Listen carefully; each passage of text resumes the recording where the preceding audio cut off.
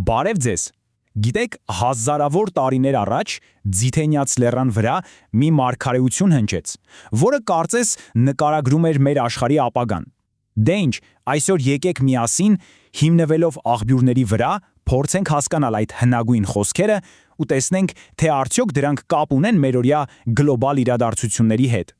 Եվ որպեսզի հասկանանք, թե որտեղից է այս ամենը սկսվում, եկեք սկսենք հենց այն խոսքերից, որոնք ասվել են Քրիստոսի կողմից ու արդեն 2000-ամյակ է անverջ հարցեր են առաջացնում։ Որպեսզի իսկապես հասկանանք այս գաղափարի խորությունը, պետք է մի պահ մտովի տեղափոխվենք անցյալ, հենց այն տեսարանին, երբ Քրիստոսն ու իր աշակերտները նայում էին Երուսաղեմին։ Նրանք բնականաբար ուզում էին կոնկրետ պատասխան, մի նշան, մի իրադարձություն։ Բայց գիտեք ինչն է հետաքրքիր, պատասխանը բոլորովին այն չէր, ինչ սպասում էին, դա ոչ թե ամսաթիվ էր, այլ մի ամբողջ գործընթացի նկարագրություն։ Այսինքն օրացույցի մատնանշելու փոխարեն նա օգտագործեց մի շատ հզոր ու պատկերավոր փոխաբերություն նշանները նկարագրելու համար։ Լավ, բայց ինչ է դա իրականում նշանակում երկունքի ցավեր։ Բանալին, ինչպես հաճախ լինում է, թաքնված է բնօրինակ լեզվի մեջ, հունարենում։ Ահա, խոսքը Օդին բաղի մասին է։ Սա ուղղակի ցավ չի նշանակում, սա կոնկրետ ծննդաբերական ցավն է։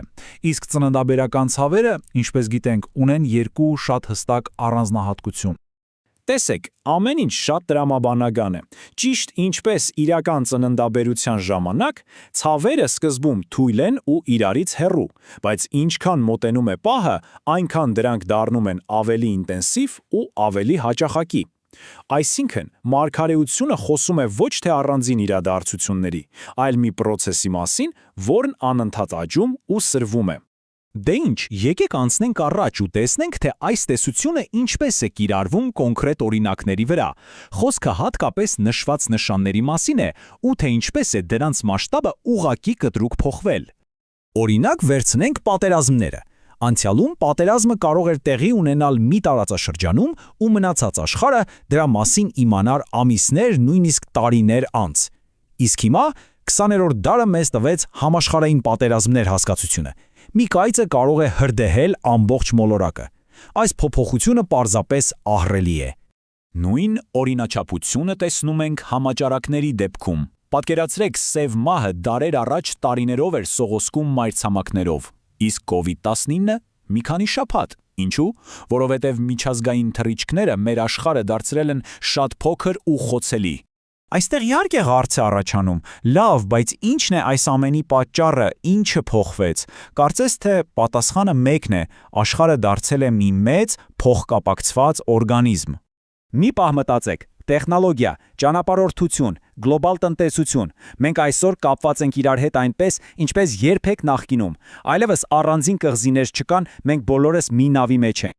Եվ սա շատ պարզ երևում է այս օրինակով։ Ենթադրենք մի խոշոր երկրում ֆինանսական ճգնաժամ է։ Ինչ է տեղի ունենում։ Անմիջապես ամբողջ աշխարհի մատակարարման շղթաները խաթարվում են։ Րոպեների ընթացքում շուկաներն արձագանքում են։ Ու վերջում տնտեսական հարվածը զգում են բոլորը, անգամ աշխարհի ամենահեռավոր անկյուններում։ Այլևս թաքնվելու տեղ չկա։ Եվ այս ամենը մեզ բերում է թերևս ամենակարևոր կետին։ Ինչ է լինում, երբ այս բոլոր ճգնաժամերը սկսում են ոչ միայն հաճախանալ ու ուժեղանալ, այլև համընկնել։ Պատկերացրեք սցենարը. սկսվում է մի մեծ գլոբալ հակամարտություն։ Հետո մինչև աշխարհը շունչ քաշի, հարվածում է համաճարակը։ Եվ դրան էլ, կարծես, վերջին կաթիլը լինի, գումարվում է սուր տնտեսական անկումը։ Տեսնում եք, ամենավճռորոշն այն է, որ ճգնաժամերը սկսում են իրար վրա գալ։ Մարդկությունը պարզապես ժամանակ չի ունենում վերականգնվելու մեկից, երբ արդեն մյուսն է սկսվում։ Ճիշտ ինչպես ծննդաբերության վերջին, ամենաինտենսիվ փուլում, երբ կծկումների միջև դադար գրեթե չկա։ Բայց գիտեք, որքան էլ այս ամենը լարված հնչի, աղբյուրները նշում են, որ մարգարեության բուն նպատակը երբեք վախսերմանելը չի եղել, ընդհակառակը դա հույսի ու սպասման կոչ էր։ Եվ այսպես մենք հասանք վերջնական ամենակարևոր հարցին. արդյոք այսօրվա իրադարձությունները, այս աճող, համընկնող ճգնաժամերը հենց այն երկունքի ցավերն են։ Սա իհարկե մի հարց է, որի պատասխանը յուրաքանչյուրս պետք է փնտրի ինքն իր համար։ Սա ոչ թե կանխատեսում է, այլ խորհրդածության առիթ։